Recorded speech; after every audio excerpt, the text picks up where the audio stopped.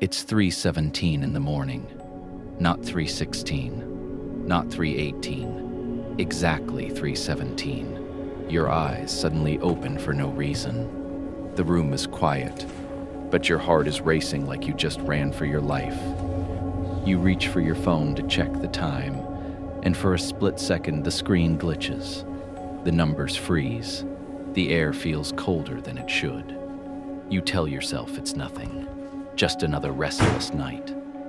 But what if I told you that somewhere in the Midwest, there's an abandoned industrial mill where every clock stopped at that exact moment, and the people who went inside came out different, if they came out at all? Tonight's story isn't about monsters hiding in the shadows. It's about the fears we carry every single day. The fear of failing, the fear of being forgotten, the fear that maybe life isn't turning out the way we thought it would. This is the story of 5 friends who chased an urban legend for fun, for content, for one last thrill before reality pulled them back into their ordinary lives. What they found instead was something that knew their secrets, something that didn't just haunt buildings, but haunted minds. So turn off the lights, put your phone on silent, and listen carefully, because once you hear what happened at Blackridge Mill, you might start checking the clock at night too. Jake never believed in ghost stories. He believed in overdue rent, unread emails, and the low battery warning that followed him everywhere like a personal curse. That Friday night, he was lying on his thrift store couch in his tiny Chicago studio, scrolling endlessly through short videos that all felt the same, when his phone buzzed with a notification from a group chat he hadn't seen active in almost a year. It was the old college chat they had once jokingly named Almost Famous, back when they still believed success was something you could just decide to achieve. The message was from Nelson. Of course it was. Nelson was the kind of guy who turned boredom into chaos and chaos into entertainment. Road trip tonight. Abandoned mill outside Riverfall. Urban legend vibes. One night only. Who's in? Reactions were already pouring in. Fire emojis. Skull emojis. Someone sent a meme about ghosts needing Wi-Fi passwords. Jake sighed and rubbed his face. He had work early the next morning at a job he didn't care about, and a life that felt like it had quietly stalled. Another night alone sounded heavier than the idea of chasing adrenaline in the middle of nowhere. Without thinking too hard, he typed, "I'm in." 2 hours later, he was riding shotgun in Nelson's dented SUV as city lights faded behind them and empty highway stretched endlessly ahead. The inside of the car smelled like fast food wrappers and cheap energy drinks. Nelson drove with one hand while holding his phone up with the other, narrating their late-night adventure to his live stream audience like he was already imagining the highlight reel. In the back seat, Mia and Connor were arguing about music, while Noah sat beside Jake staring out the window, like he was trying to make sense of the darkness rushing past. They hadn't all been together like this since graduation. Back then, they had talked about startups and travel plans and how they'd never settle for ordinary lives. Now they talked about rent increases, toxic workplaces, and the creeping anxiety that came with realizing adulthood wasn't a movie montage. Nelson joked about going viral. Mia complained about double shifts at the cafe. Connor admitted he might have to move back in with his parents. Jake mostly listened, feeling the strange comfort of knowing everyone else was just as lost as he was. They reached Riverfall close to midnight. The town felt like it had been left behind by time. Flickering streetlights illuminated empty sidewalks and closed storefronts. A buzzing neon sign outside a gas station cast an eerie glow across the cracked pavement. Nelson followed directions he'd saved from some online forum until the road turned from asphalt to gravel, and then to a narrow dirt path surrounded by overgrown weeds. That was when they saw it. Blackridge Mill stood in the distance like a rusted monument to something long forgotten. Broken windows stared out across the field like hollow eyes.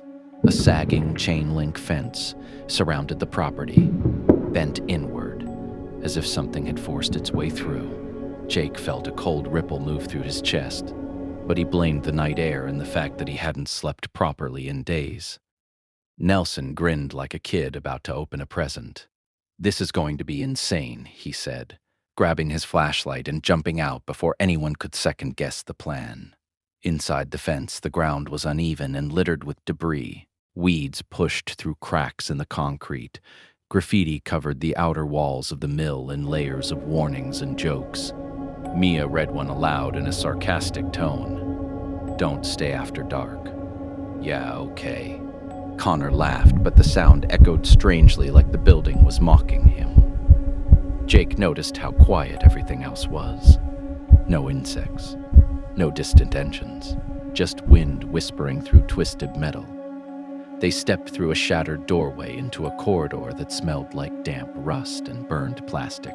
Their phone flashlights created thin tunnels of visibility that barely cut through the darkness. Nelson kept talking to his viewers with forced enthusiasm, describing every broken pipe and crumbling staircase, like he was hosting a reality show.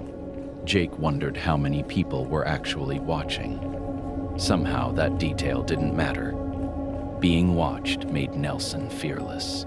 They wandered deeper until they reached a vast turbine room, where the ceiling disappeared into shadow and a massive conveyor system stretched across the floor like the spine of some mechanical beast.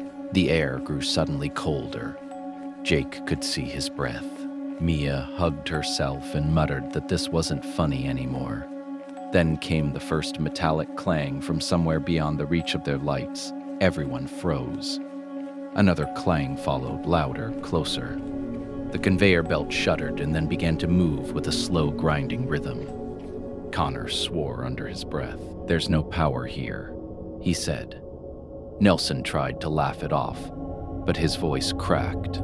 Jake stared down at the dust covering the concrete floor and felt dread bloom inside him. Footprints were forming on it, one after another, as if something invisible was walking straight toward them. Fear didn't explode all at once. It crept in quietly, filling the spaces between their jokes and turning every shadow into a threat. They backed away, their lights shaking. Nelson insisted it had to be a prank set up by other thrill seekers. Mia tried calling for help, but her phone had no signal.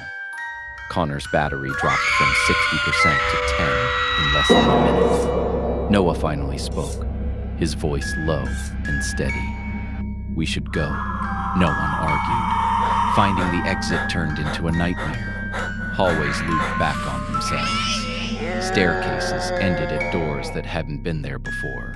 Their flashlights flickered unpredictably, plunging them into moments of suffocating darkness. Each of them began to experience something different. Nelson heard his notification sound repeating endlessly somewhere behind him. Mia saw a figure at the end of a corridor waving desperately for help before vanishing into thin air. Connor muttered about seeing bank alerts flashing across his screen. Jake felt the crushing vision of himself years later, stuck in the same routine. Older and still unsure who he was supposed to be, they stumbled back into the turbine room without understanding how. The conveyor belt was moving faster now, sparks jumping from its edges. A row of old clocks mounted high on the wall suddenly flickered to life, all pointing to the same time. 3:17 a.m. Jake checked his phone. The numbers matched. The seconds ticked once, and then froze. Mia let out a hollow laugh. Nelson's live-stream comments began to fill with messages he couldn't read, the text glitching into meaningless symbols. Connor slammed his fist against a rusted panel. Noah stood perfectly still, watching the machinery like he was studying it. That was when Jake noticed the shape forming in the reflection of his cracked screen, a figure made of smoke and sparks rising slowly behind them, faceless, silent, patient. It didn't need to chase them. It knew panic would do the work. Arguments erupted. Accusations followed. They blamed Nelson for bringing them there. They blamed each other for agreeing to come. The noise of their shouting mixed with the roar of grinding metal until it felt like the building itself was screaming. Jake realized the truth in a sudden flash of clarity. The mill wasn't trapping them physically. It was trapping their fears. He shouted for them to listen, his voice nearly lost in the chaos. Noah stepped forward first and powered off his phone. The simple click sounded louder than any scream. The conveyor slowed slightly. Nelson hesitated before ending his live stream and deleting the app he had built his identity around. Mia ripped up the folded job offer she had been carrying for weeks. Connor emptied his pockets onto the floor, letting overdue notices scatter. Jake raised his phone one last time and smashed it against the concrete. The screen shattered and the smoky figure dissolved like mist. A door none of them had noticed before creaked open at the far end of the room. Pale dawn light spilled inside, soft and unreal. They walked toward it together, exhausted but strangely calm. Outside, the air felt warmer. Birds chirped in the distance as if nothing had happened. Nelson leaned against the SUV, staring at his empty hands. Mia laughed weakly. Connor lit a cigarette with shaking fingers. Noah closed his eyes and took a long breath. Jake looked back once at the looming shape of Blackridge Mill and felt certain that some part of them would always remain there. They drove back toward the city in silence as the sun rose behind them, painting the sky in quiet shades of gold. Life eventually returned to normal, but not completely. Nelson stopped chasing viral fame and started making videos about real struggles. Mia enrolled in night classes. Connor faced his financial problems head-on. Jake began writing again. Still, sometimes he wakes suddenly at night, convinced he hears the distant grind of machinery. He checks the clock and sees 3:17 glowing faintly before the numbers change. He tells himself, it's just a glitch, just a memory, refusing to fade. But deep down, he knows places like that don't disappear. They wait patiently for the next group of restless souls, searching for meaning in the dark. If you made it all the way to the end, take a moment right now and look around you. Notice how quiet your room feels. Notice how loud your own thoughts suddenly sound. Stories like this don't stay inside abandoned buildings. They follow us home. They live in the small doubts we try to ignore, and the late-night worries we pretend don't exist. And maybe that's what makes them truly terrifying. So here's something I want you to do before you leave this video. Drop a comment telling me what time it is where you are right now. Not just the hour, the exact minute. Because you never know. Someone else watching might see the same number at the same moment. And if you enjoy dark psychological horror that feels a little too real, make sure you subscribe and stay close. There are many more stories waiting in the shadows, and the next one might be even closer to home. Until next time, try to get some sleep. And if you wake up suddenly in the middle of the night, don't check the clock.